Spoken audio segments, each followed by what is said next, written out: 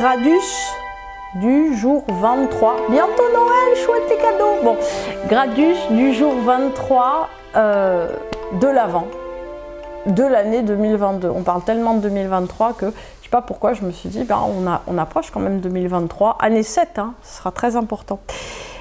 La co-création de l'âme. Qu'est-ce que c'est que ça, la co-création au niveau émotionnel? Alors, aujourd'hui, c'est un sujet qui est extrêmement relayé dans notre monde. Hein. Vous avez tous entendu parler de la communication non violente. Je décris la situation, je définis mes besoins, j'exprime posément mes besoins, j'essaie de trouver un terrain d'entente avec l'autre où les besoins de l'autre peuvent être remplis de manière à sortir du conflit.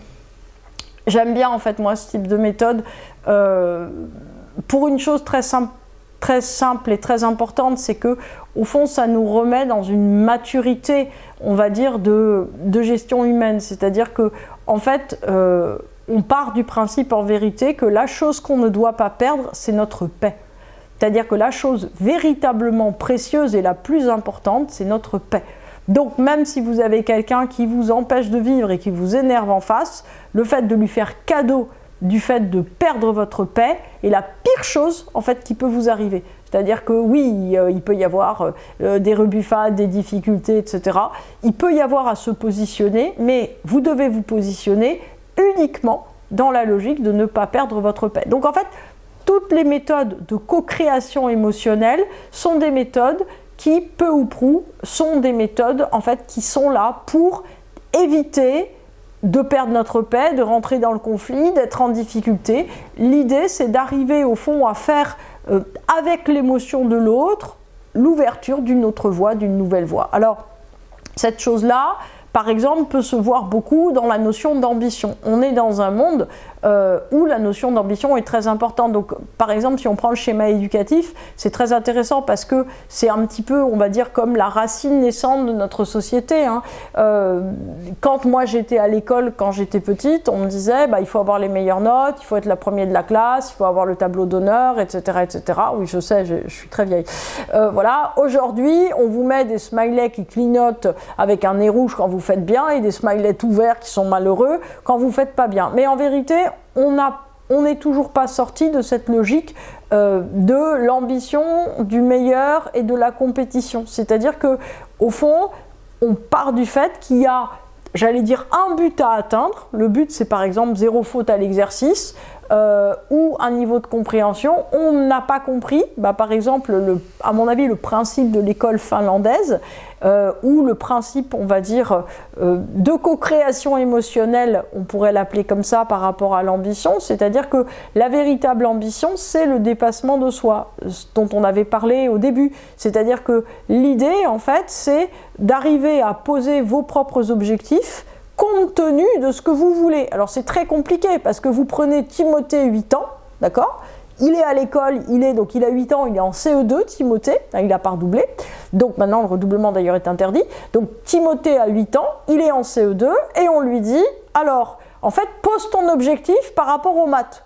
Voilà, pose ton objectif et apprends à te dépasser et au fond, ne te mets pas dans une logique d'ambition, mets-toi dans une logique de plus grande conformité à toi-même. C'est-à-dire que la véritable ambition, c'est le fait, co-création émotionnelle, c'est le fait de toujours se rapprocher le plus de l'idée d'humanité qu'on veut être et qu'on est complètement singulier à travers ce qu'on fait. Donc là, vous reprenez Timothée 8 ans, ou ça peut être d'ailleurs Timothée 25 ou Timothée 40, hein, vous pouvez le prendre à plusieurs âges, ce pauvre garçon.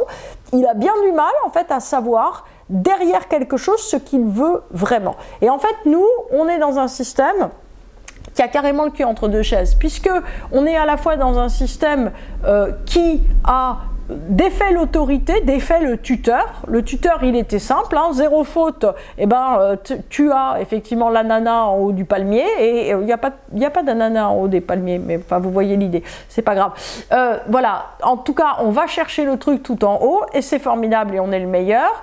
Et qu'est-ce que c'est que la co-création émotionnelle qui nous dépasse nous-mêmes? C'est le fait de se rapprocher de soi et de ce qu'on veut réaliser véritablement, tout en se posant toujours la question de à quoi bon faire cette chose si ce n'est pas pour aller dans ma voie à moi. C'est très compliqué. Donc en fait, si vous voulez, le système vers lequel on est en train de passer, qui est un système de l'hyper-responsabilité, par exemple sous couvert d'éducation positive, c'est détermine-toi en tant qu'être humain, mon petit Timothée, tu as 3 ans, mais en fait, va à l'école Montessori et décide ce qui t'appelle le plus, est un système en fait qui est d'une difficulté en termes de maturité absolument inimaginable. On n'est pas du tout, si vous voulez, dans l'absence de contraintes, en vérité, on est dans l'intériorisation de la notion même d'humanité. C'est pas de la contrainte, c'est de l'évolution.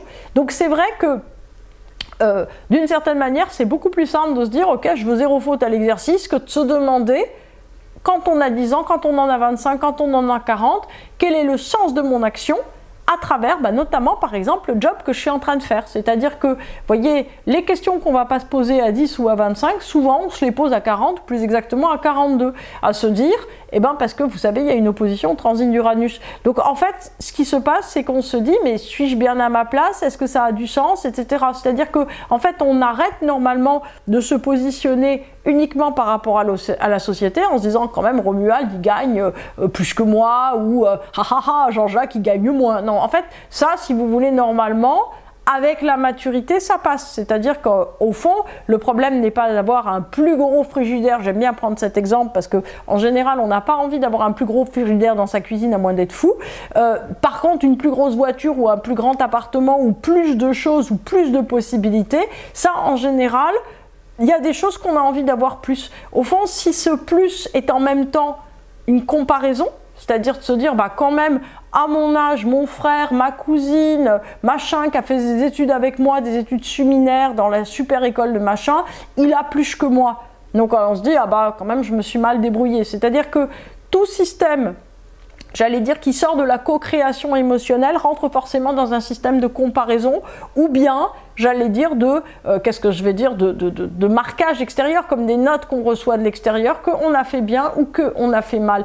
En fait, être dans de la co-création émotionnelle, c'est de se dire, je fais, je suis, et en fait, je le valide. Je le valide sans tomber en même temps dans un espèce de narcissisme complètement fade, où d'une certaine manière, on veut créer. Non, c'est pas le problème en vérité. C'est-à-dire que l'idée, c'est d'arriver dans la co-création émotionnelle, donc d'arriver en fait à être constamment dans un dépassement de soi-même, dans un champ concret qu'on a choisi avec d'autres. C'est-à-dire que les réussites des autres sont inspirantes. Les réussites des autres, elles ne doivent pas forcément être dépassées dans le sens de « on va tuer quelqu'un », mais elles doivent d'une certaine manière être reprises à notre compte pour aller plus loin, pour faire plus. C'est-à-dire que autant l'ambition qui consiste simplement à, j'allais dire, une quantité supplémentaire n'est pas souhaitable.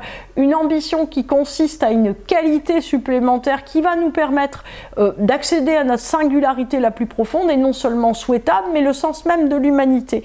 Donc au fond, l'idée c'est que qu'est-ce qu'on va pouvoir faire avec les autres et non contre? C'est-à-dire que quand vous avez un ennemi, ce qui nous arrive à tous, ou quelqu'un qui nous embête, demandons-nous, demandez-vous je me demande, qu'est-ce qu'il a à m'apprendre? Qu'est-ce qui se passe? Et deuxièmement aussi, qu'est-ce que ça parle? Qu'est-ce qui, en moi, génère cette personne? Qu'est-ce qui se passe? Comment ça se fait que je récupère ça? Notamment, par exemple, si vous avez, je sais pas moi, un boss ou un patron qui est un peu difficile ou qui est une patronne un peu difficile, etc. Il y a des jours où il est charmant. Ça peut correspondre aux jours où vous êtes en dynamisme, en énergie, dans une tonalité bien en accord avec vous. Des jours où il est infect, qui peut correspondre en fait à un trouble, un doute, une difficulté de positionnement. En fait, la vie ne vous fait pas de cadeaux, parce que quand on grandit, on n'a plus de notes, on a un entourage. C'est-à-dire que au fond, c'est plus le maître ou la maîtresse qui va vous dire 10 sur 10, smiley qui sourit, machin, c'est l'entourage qui va s'énerver contre vous, faire une difficulté, faire des tribulations, etc. Et au fond, ça va constamment vous renvoyer une image de vous-même qui va vous renvoyer au fait que vous êtes obligé de vous co-créer émotionnellement sans cesse. C'est-à-dire que refaire l'harmonie va supposer de la refaire non pas avec vous-même, mais également avec les autres.